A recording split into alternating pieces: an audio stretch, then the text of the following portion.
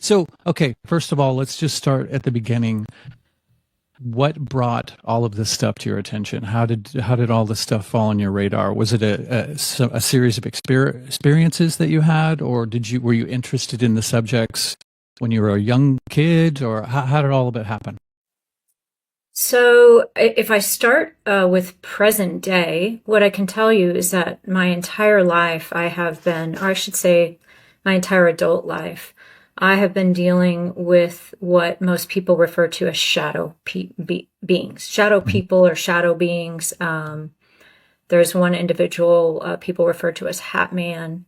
And Yes. so my entire adult life was dealing with shadow beings. And it wasn't until a few years ago, and I'm going to lose track of time at this point, but it's 2024. So at about 2021, through an interesting series of events, I started becoming more and more conscious and lucid during my experiences. And it wasn't until a year or so after that that I started realizing that these shadow people are actually, at least some of the shadow people, I can't claim it's all shadow people or shadow beings, but at least some of these shadow people are actually involved in what is commonly referred to as an alien abduction. And so while I had had some interesting experiences as a child, most of my experiences as an adult were dealing with shadow people. And very frequently with shadow people, it's I would see the shadow would get on top of me, I would be paralyzed. A lot of this event feels demonic Hmm. or evil. It can feel like I'm about to die. Those are the common things that happen with shadow people. Hmm. And so, interestingly enough, this when this first started happening to me, I was 17 years old. I'm 55 now. And so when this first started happening to me that I was aware of, there was no literature out there. There was nothing in the library I could find. That we didn't have any internet. We didn't have cell phones and pagers and, Yeah. information at our fingertips. My Hmm. information came to the library. And so when I first started dealing with this phenomenon, I truly thought this was demonic. I had no other framework for it, and it Sure. feels very evil. And imagine something that's dark or black, getting on top of you, and Yeah. it feels like they're trying to kill you. So, yeah, No of shit. course. Yeah. Um, and then when I was in my late 20s or early 30s or so, and by the way, this was also happening to my siblings. Hmm. And when I was in my late 20s or early 30s or so, the internet was out. I actually had a PC at my house. And I think I first saw this in a magazine. Like, oh, this is these shadow beings, which they didn't have a name at the time that I'm aware of. It's actually something called sleep paralysis. And so I read all about sleep paralysis. I looked it up. I researched it as much as I could at that time with the limited information that was out there. And I realized, oh, okay. I actually kind of clung on to that. The science is telling me that this is actually a hallucination. I'm not actually about to die. This is not real. This has been happening to people for centuries. It's all across many, many cultures. It's called different things. And this Hmm. is, just something that happens in between being asleep and being awake. Sure. And so for a long time, I actually bought into that. And I actually told my siblings, hey, this thing that happens to us. And I later found out it was also happening to my mom. And I believe my grandmother spoke about it a bit as well in later years. Uh, don't worry about this. This is just a hallucination. There's nothing actually happening. And so I spent many years believing that as well. And it was difficult to swallow because this is a very, very real thing. A few of these things happened to me while I was wide awake. And so Wow. it's not just something in between sleep. But at the same time, it was very comforting. And so I did buy into that for a long time. And then again, I'm 55 right now today, when I was over 50 years old, when I started revisiting this topic and I started becoming very lucid and realizing that these are not hallucinations and there's no way to actually classify it in that way. Hmm. Because the more lucid I became and the more real it became, the more I realized these are not hallucinations. And then I came to understand that it's actually connected to the alien abduction phenomenon. And since that time, I've now come across several abductees who will say the same thing. So am I saying every single case of seeing a shadow being is related to the alien abduction phenomenon? No, that's not what I'm saying. What I'm saying in my case, I'll just tell you of one particular incident because I'm not sure I've even discussed this before. I meant to discuss it a couple of shows ago, and I never actually got there. So I got to where I was actually lucid and aware enough. It was about a year and a half ago, this incident I'm about to tell you took place, where the shadow being actually got on top of me, put me into a straight jacket type of a hold. By this time, I was becoming pretty decent at getting out of the paralysis, because what they do is they paralyze you. Mm-hmm. And this is just something very common with the abduction phenomenon. The first thing that the entities do is paralyze us. And so I end up breaking out of the paralysis and sitting up in my bed. This was early in the morning. I couldn't even say when it was, maybe even 7 o'clock or something. I sit up in my bed and I see a gray, what is commonly people refer to as a gray alien, in my bedroom. And so this is when I'm really putting it together. Wait a minute. I thought this was a hallucination, and now I have a shadow being at least associated, if not actually turning into a gray alien standing in my bedroom. What are some ways that you pushed back? So I started, I'm going to say it was around October, November, December of and I'm going to get my years wrong now, 2022-ish.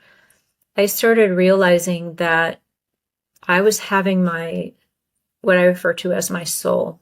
Someone might call it the astral body. Mm-hmm. Basically, the entirety of myself, my essence, my being, was being transferred out of my physical body and into sometimes bodies that appeared to be just like me, and other times what I perceived to be containers of some type, and other times into other bodies.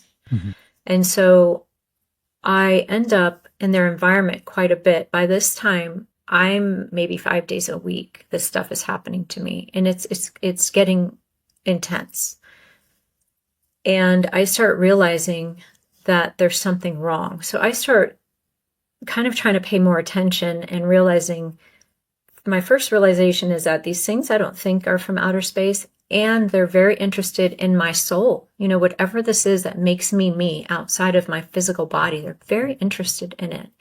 And I start realizing that they're almost I'm just going to put it in words that fit my own perception. They're trying to reverse engineer the soul, my soul. They're trying to maybe create something similar, maybe some type of hijacking going on. It's very difficult to explain, but this is a telepathic environment. And I start just coming away with these knowings of what they're doing. And this is despite the messaging of what they're telling me they're doing. So when I start realizing, wait, why are these so-called aliens from outer space, why would they be interested in this part of me at all? This makes no sense if they're aliens from outer space. And I had I had very, very limited exposure to any UFO materials or any of the research from other people who had already addressed this question. I had no idea. I just thought, what are aliens from outer space doing with my very soul? This makes no sense. Mm-hmm. And that's when I started really pushing back, because I just thought, man, these are not aliens. And I'm actually absorbing information from that environment. And then by this time, I'm actually getting teachings at the beginning of many nights a week. I'm getting teachings and information from something non-human. Whether it's the good side or the bad side, a lot of times I still try to figure it out. I'm not entirely certain, but I start getting these teachings. And so I start coming away from my experiences knowing certain things. And this is, my knowing is just my perception and what I can tell you that happened to me. Mm-hmm. And that is that they were not from outer space at all, and that they were doing something very nefarious with my soul. And so when I started realizing that, I was pushing back now during abductions. Now, for your audience, I don't know how many abductees you've had on your show or what they've been exposed to on other Quite a few. shows, but abductions can either be very, very physical. The aliens, so-called aliens, can take our physical bodies out of the physical environment and into their environment. They can also take just our soul or just our astral body. They can remove it from our bodies and into other places. And then there's also a phenomenon that the abduction researchers call virtual reality, which is where the body doesn't go anywhere and your soul or astral body doesn't go anywhere either. And they just kind of plug into your mind and play out different scenarios.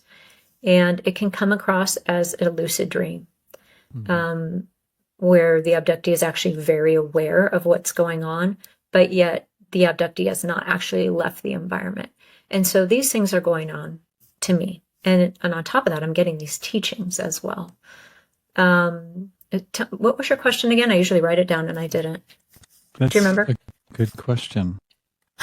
I think I started off with, how did you push back? Oh, how did I push back? Okay, Yeah. So I'm going to write it down so I don't forget. So I started out, the more aware I would become, I'm sorry, just something crazy popped up on my screen just now. Try to get back. The more aware I was becoming, and the more aware I was that these things were probably not what they pretended to be, I started to become agitated and uncooperative during abductions. So it could be anywhere from, there was one time I got into a full-on physical, what I perceived at the time was physical, before I was separating into categories and paying attention. Because the things I explained to you, they have different characteristics. And so over time, I actually became aware of that and I started trying to keep track. But this particular incident felt like a very physical incident where I was in a hallway and what I perceived to be a ship. And I had what I perceived to be a nurse escorting me. And I knew she was going to try to give me an injection of some kind. And I ended up pushing back and literally wrestling with her in the hallway until I was knocked out. And so that's what I mean by pushback. But it could also be something like, and I'm going to use words, they don't use words, everything is just known. And so if I knew I was supposed to walk down this hallway and get into a med bed or onto a table, I would refuse to do it. And so I was being uncooperative. And then, so the more aware I am, the more uncooperative I become. But make no mistake, they control that environment and they control us and they control our minds. So no matter how difficult I would be or how difficult I could become, I was no superhero. And so unfortunately, during this time, I actually felt like a superhero. And I kind of thought I was, but in fact, I was not. And they showed me that pretty quickly. So no matter how disruptive I was trying to be, it's an illusion because they just knock you out and put you right back down into zombie mode is what I call it. And, you find yourself cooperating with what they want. So that's what I was doing to push back. And prior to that, I was being more cooperative. And then I wasn't. And once I was not being cooperative is when I started seeing different types of creatures besides aliens. This is when I met what I can only call and refer to as demonic creatures. And different types of things started happening to me. And again, it's my perception that it was retribution and punishment. In fact, at the very, very end, they were letting me know that I was being punished for not going with the narrative.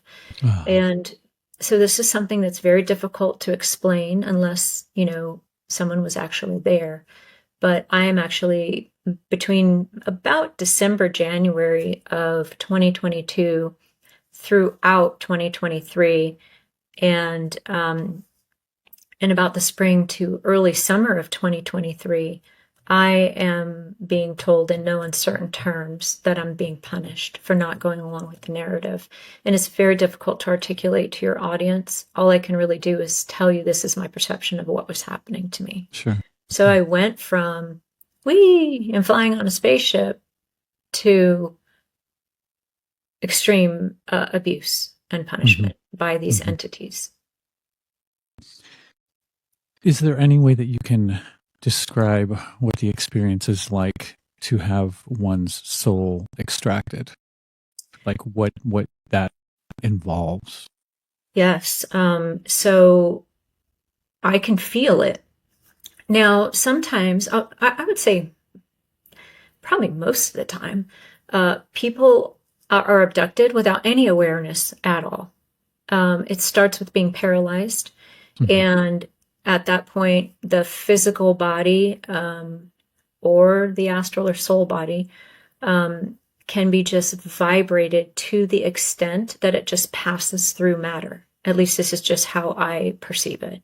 It feels, you just pass right through matter, up through the roof, out through the window. When the soul is removed, it feels like okay, so let me back up. I had been out of my body many, many times over my life. I had had many out-of-body experiences, even starting as a child. And so if anyone in your audience has been out of body, it's a very different type of feeling. A lot of times you can look back and see your own body and know you're not in the body, right? If you pop into the etheric realm looks different than the physical realm. A lot of things appear to be the same, but for me, it's a very gray to green scale type of environment, and everything might not be exact. So I had been out of my body many times, so I did have something to compare it to, but I could actually feel my soul being sucked out of my physical body. Now, I want to make sure that I actually catch up with information that I just got over the weekend. I met with somebody last week, and this person is very well experienced in 100% physical abductions. And this person was telling me a lot of times it's hard to even tell. And so the feeling of being taken, the physical body being taken and the spirit body being taken are very, very similar. And in fact, many abductees will swear they were physically taken when they would never left their environment. Yeah. But what I did was I actually set up a camera in my bedroom. And so there were times when the camera malfunctioned and I had an experience. But there were times when it seemed to me that the camera was on, no issues, no interruptions, no glitches, although, it wasn't a great camera, but no glitches. And yet I knew beyond a shadow of a doubt that I had left my body, had been sucked out of my body. And there were times I actually returned with bruises on my physical body. And so it can actually get kind of weird. And I think a lot of abductees believe they're being taken physically, and they maybe are not being taken physically. It's just everything that they are besides their physical body being taken. There's a lot of overlap. So to me, it feels very much just like being sucked out, like a vacuum is being used. To hopefully quite answer your question. Yeah. I mean, I would imagine that's a pretty traumatic sensation, or at least a very startling one. It is. If you're awake for it, it is. Yeah. What was I going to say? Oh, yes. And you said something about that then after your soul would be extracted, they would put you in another body or in a body that looked like yours or some other vessel, which leads me to think of, there's been talk the last few years of cloning centers and stuff like that. Have you ever had any experience with those institutions? I have. So I haven't seen a cloning center. There are abductees who have. I'm in touch with Ted Rice. I'm not sure if you've come across Ted Rice. He's an older gentleman. Have you heard of Carla Turner or Barbara Patholic? No. Okay. So these are researchers from the 90s, and Ted Rice has a book written about his life experience. It's called Masquerade of Angels. And so there are many abductees who have experienced seeing these cloning centers. I am not one of them. However, I have experienced being inside what I perceive to be a cloned body. Like, it's me, but it seemed to me to have almost a cartoony face to it, which is odd.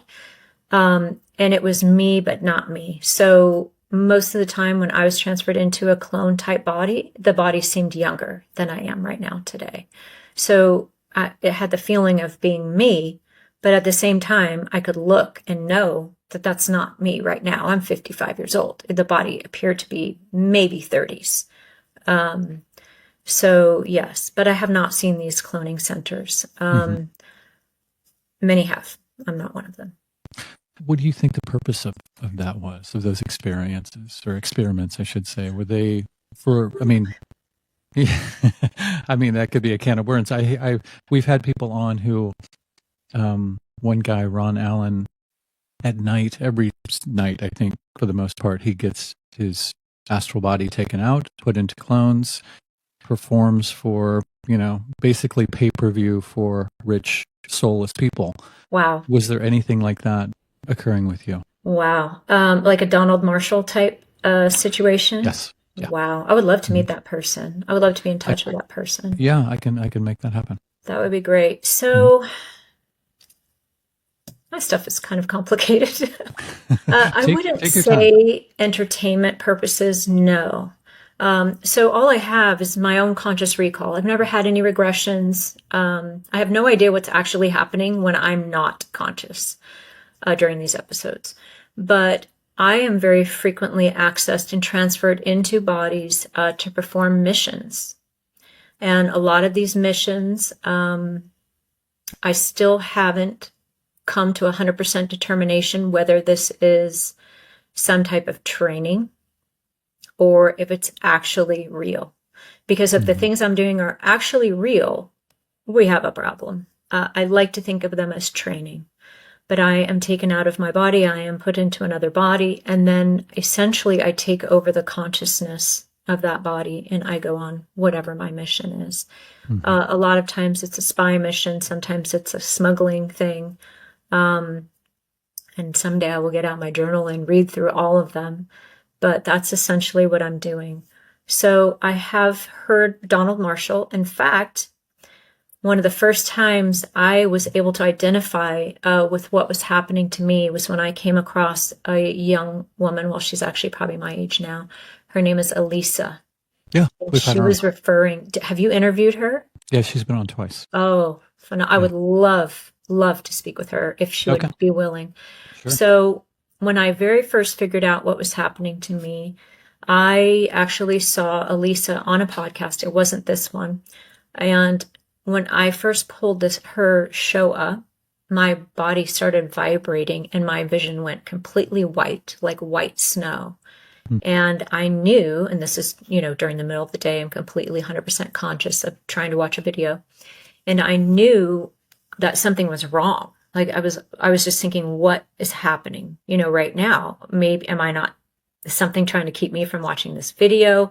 I'm not trying to just see something everywhere where every little glitch must be the aliens. I mean, my body is reacting to this. I ended up watching her video, and for the first time, I was able to go, this is what is happening to me. She was the first one. And she was explaining this process. And I think she was referring to Donald Marshall at that time.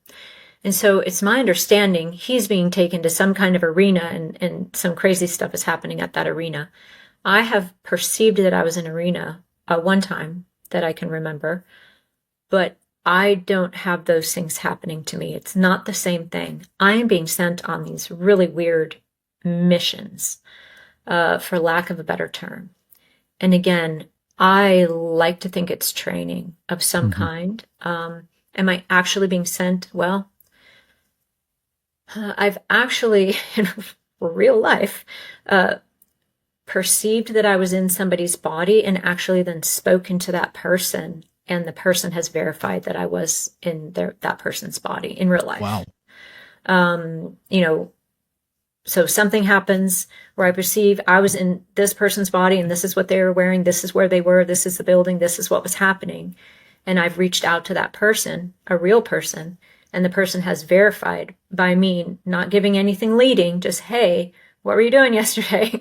And the person has verified that I was in fact in their body. And so this is actually happening. This has now been actually more than once that this has happened, where I've been able to verify these things that I perceive. But in general, man, I like to think it's training, but I could be completely wrong. Mm-hmm. Because of obviously, look at what's happening, to Donald Marshall. Yeah, exactly.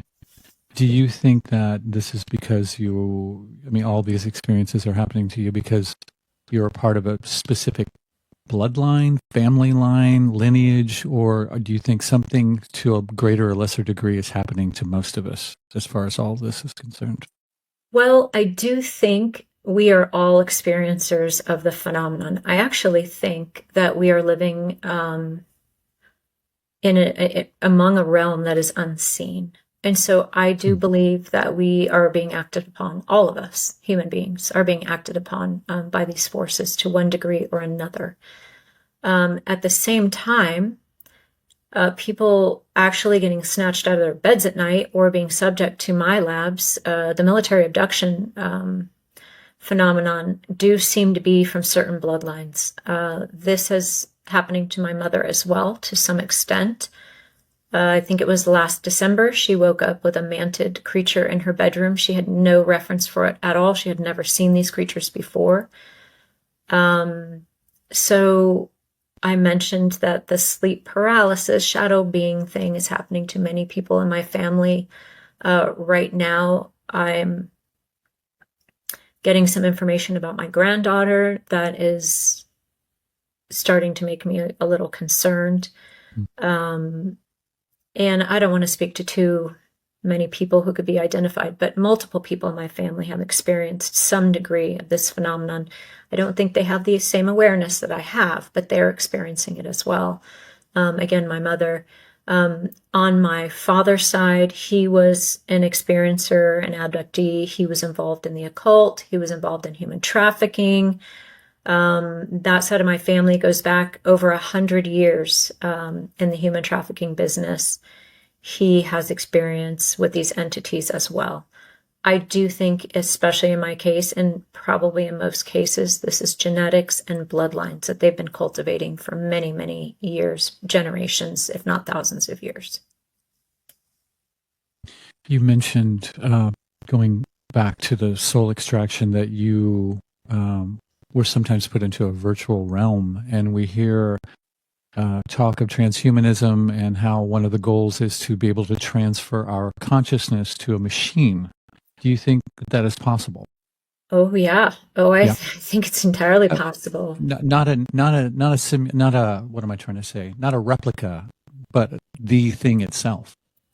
No, not a replica. And so it's been my own perception. And so what's important for me is that I was having all of these perceptions, and I was actually logging them. I have a journal I was writing stuff down in, and I had perceptions where I was being transferred not into a body, but into some type of AI. And I consider it to be some type of a computer or a television screen, where I was actually inside. Imagine being inside of the computer that's right in front of you. It's bizarre.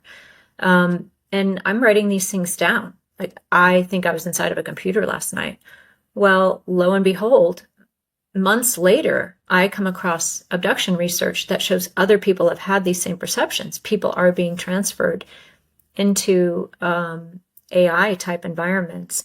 And so I do believe it's 100% possible, not only for us, but I think it's important to be aware that I think our military industrial complex has this very same ability.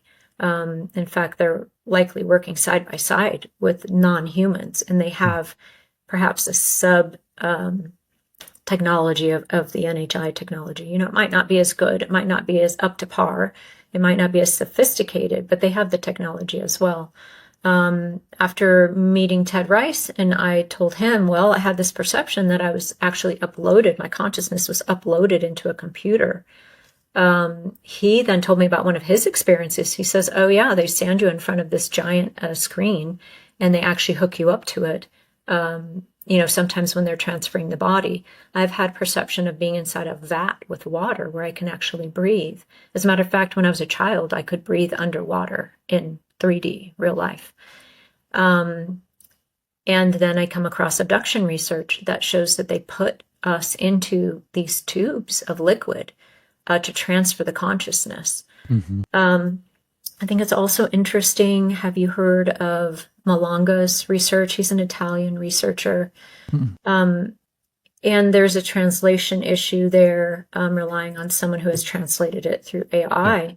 But he believes that abductees are actually being used as repositories for alien memories.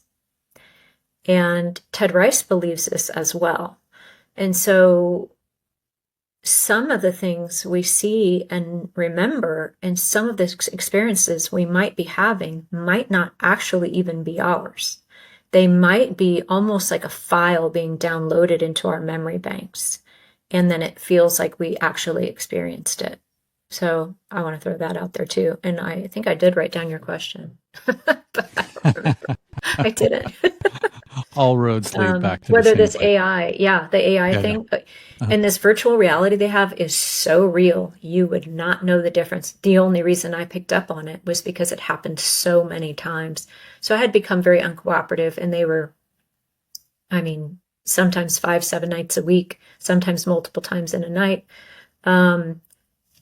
It took me a long time to understand that some of this is just virtual reality. This is not actually happening.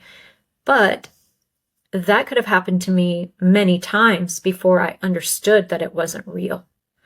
And again, I think some abductees are being subjected to this type of thing, and they actually have no understanding that it might not be real. So they have a lot of very interesting technology. And I think, again, we're going to be rolling that out. I would sometimes wonder what's going to happen when this alien virtual reality technology is actually rolled out to the masses, because it's almost indistinguishable from actual reality. Some believe we are existing in that right now. Mm-hmm. And I wonder sometimes I wonder, it's easy to, because it's the reference point of our time to think that it's in some computer somewhere on a server or something like that. But so I sometimes wonder if just the physical realm in and of itself is some sort of experiment or simulation, in comparison, and the reference point would be maybe existence outside of that is typically a lot less dense than what we experience. And the experiment is putting that soul or astral body, whatever you want to call it, into dense physical matter and just seeing what happens, or toying around with the genetics. Or how does that sit with you? That wouldn't surprise me in the least. Mm-hmm. If we were just all avatars in some type of a video game and we were all just maybe little finger puppets for a more complete version of us, perhaps. Mm-hmm. That's my working theory, actually. I don't know how the science would work, or how the physics would work, but I would not be surprised at all. Boy, the implications of that. And briefly, you mentioned breathing underwater. Elisa talked about one of her altars being able to do that, breathe underwater. Okay, well, that's interesting. Yeah. I'm not sure if I was aware of that or not. I'd have to go back and listen to that podcast. I did have a researcher tell me in about January of 2022 to 2023 that this was common among project kids working. I think it was, I don't remember if it was Stanford Research Institute or if there was another body working on behalf of the intelligence agencies where children were able to breathe underwater. And so when I started talking to researchers, these little tidbits are coming out. Like, oh, well, I was able to breathe underwater when I was a kid. I couldn't right now. Don't ask me to do it. But it is interesting. Going back to reincarnation, do you think that is it's been proposed that it's a recycling program to keep people sort of trapped in this matrix? Do you agree with that, or do you even subscribe to reincarnation? I don't know. And so I came into this, I was a Christian. I didn't even entertain something like reincarnation. But when I really started checking into this possibility and I realized my husband was raised Orthodox Jew, he was brought up to believe in reincarnation. So if the Jewish religion, which is older than my religion, believed in reincarnation, it's something I should probably entertain. I had seen a couple shows on it, I read a couple papers on it, and I actually was entertaining this as entirely possible, if not probable, at some point a few years ago. I have since realized that these entities can also control our memories and the things that are put into our minds. And so if they can download an episode of a past life into my mind, then I really shouldn't believe that past life. And so could there be past lives? There could be. But there's also instances of abductees being downloaded with fake past lives or past lives of aliens or other abductees or other people. And so I'm a 50-50 right now on reincarnation. Is it possible that reincarnation is something real? Yes, I think it is possible.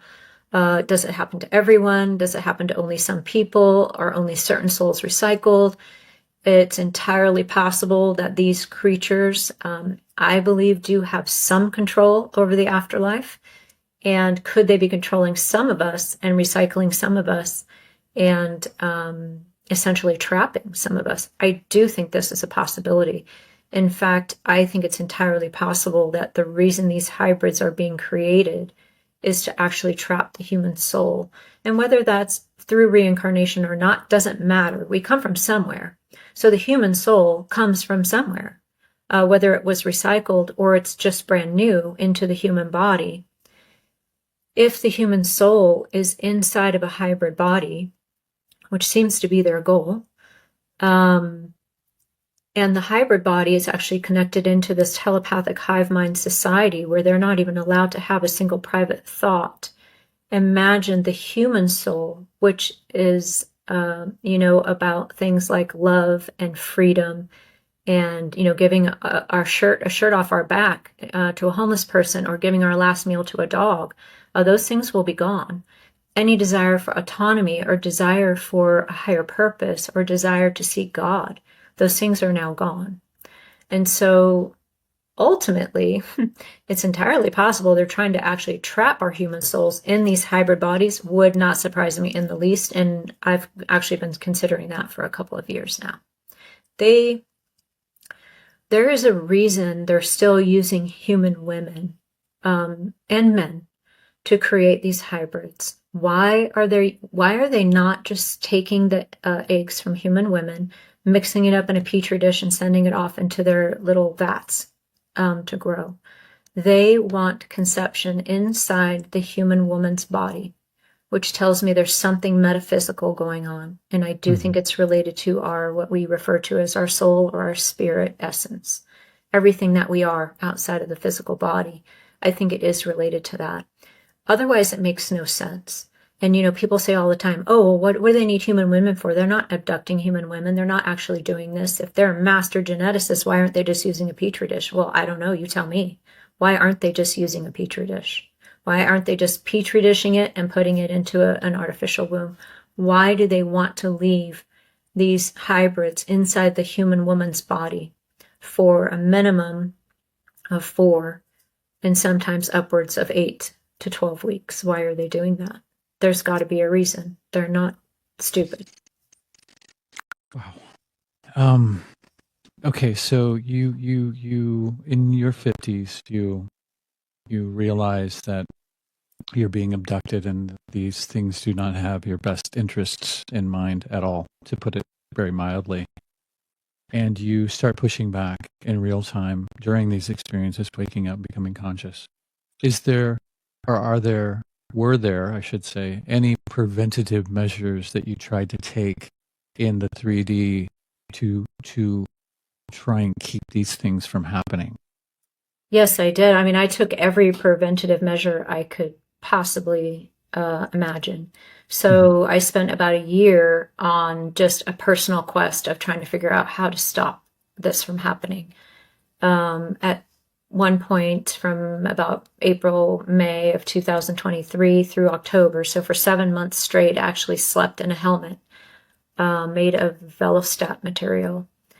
And I used things like scalar waves and orgone and different types of crystals and just different, hematite. I tried pretty much everything that was out there in the lore, iron, all kinds of different things. And it kind of seemed in the beginning of this, when things hadn't ramped up too serious, maybe about January, February of 2023, I was trying things like crystals and that kind of stuff, shungite, hematite, that kind of thing. And it seemed like either it was my own wishful thinking, or it seemed like it might deter whatever was happening for a day or two. And I would think, oh, maybe this is working, and then they would get through. And it might not have actually been working at all. That might have just been my temporary perception. I tried scalar waves, and again, sleeping in a helmet. The helmet was obviously the most drastic thing I ever did. It was hideous, and it was made of velostat and duct tape. And I would put this helmet on, and then I would put a scarf on over it. And I did that for 7 months, every single night for 7 months. Wow. So I took what I would consider to be drastic measures to try to stop this from happening. Unsuccessfully, by the way. Every single one of them. Every single thing. So the helmet was probably the best thing I tried. It did seem to stop them temporarily. And then it got to the point where they showed up at my house in the middle of the day one time. No sleep required. So they did different things to get around the helmet. I actually kind of used it as a security blanket, to be honest. When I first started wearing it, I thought, oh my gosh, is this working? And then as time was going on, I started asking myself, wait a minute, are they getting through? Is this virtual reality? And then I would have the sensations of my actual body being pulled out. And it took me a while to even admit to myself that it wasn't working, because again, I was using it kind of as a security blanket. But that was probably the thing that was the most effective. I did have one night where I had the helmet on and I had my scarf on, and my scarf had an emblem on it. And I would make sure that the emblem was in the exact same place every single night. I was religious about this. I mean, by March, April of 2023, I was scared to death to go to sleep, because as soon as I went to sleep, and sometimes before I even fell asleep, the second I would even try to lay down, I was in their environment. And so there was a night that I put this thing on, and I had a camera set up in my bedroom at that point. And I got the notification that my camera just lost Wi-Fi signal. And I thought, oh, great. What am I going to do? And at that time I thought, well, I have the helmet on. What do I do? So I went to sleep. That night is actually very curiously blank for me. I don't remember being abducted. I don't have any dream memories, I don't think. I would have to look at my journal to see if I even dreamed that night. And when I woke up in the morning, I knew something was wrong immediately. I had just a feeling that something had happened. And I checked my helmet, and my scarf was on backwards or upside down. The emblem was in the wrong place. And that morning I also had a bloody nose and a couple other things that made me realize that the Wi-Fi signal had been down for 3.5 hours, and then the scarf being on backwards, and then waking up with a bloody nose was pretty much everything I needed to say to myself, okay, so it's a good example for me of having no memories from that night before. I didn't perceive that I was abducted. And honestly, I don't even know what happened. I don't know. Maybe I wasn't even taken out of my environment. Maybe they showed up and just took my helmet off and did whatever they wanted to do while I was right there in my bed. But that's a good example of something physical happened, because my helmet was removed. My scarf was removed from my head. My Wi-Fi was down. I have a bloody nose. But yet no memories of being abducted. And quite often, abductees don't remember. They just wake up with strange bruises on their bodies and strange happenings and maybe some strange dreams. And it takes many years to start asking themselves what's actually going on here. So if I didn't have a camera set up and I wasn't wearing a helmet, it probably would have just gone unnoticed. I would have woken up in the morning with just a bloody nose and not thought much of it. Did you ever get to the point where, and maybe you did several times, where you specifically stated in no uncertain terms that you do not consent to this activity? Absolutely, yeah. So I started out, before I actually put the helmet on, I was looking for every way I could possibly think of to stop it. I got all of the prayers out. I did all of the disconnect ceremonies. I was working with a researcher who told me to visualize unplugging myself, like me, I'm the plug, I'm plugging it from the wall, saying it out loud, citing mantras out loud. I don't consent, cutting cords, ceremonies, all of this kind of stuff. I did all of it. I don't think there's anything out there you could ask me that I didn't do. There might be one random thing. I don't think so, though. I think I did it all. And none of it worked. None of it worked. So, to this day, it didn't work. Nothing's worked. I've been to deliverance. Deliverance was actually very beneficial for me and very empowering for me. And if there were any cords left or any ancestral ties left, those are gone. So I found it, very good and beneficial. And I wish I had come out the other side of that, being able to tell you that everything stopped, but that's not true. It didn't stop. Now, the very demonic type activity, the supernatural, paranormal type activity is down from where it was. So it's come way, way down. But the actual alien side of it, of them taking women to create hybrid children, that has not stopped. And also these missions that I go on has not stopped. So I think the paranormal supernatural aspect absolutely can be helped by spiritual warfare type strategies, including something like deliverance with the right people. I wouldn't just go to deliverance, at your average everyday weekend deliverance that's advertised, at your local church. I would be very careful who you go into that with. But I think it's a great strategy for the supernatural side of this.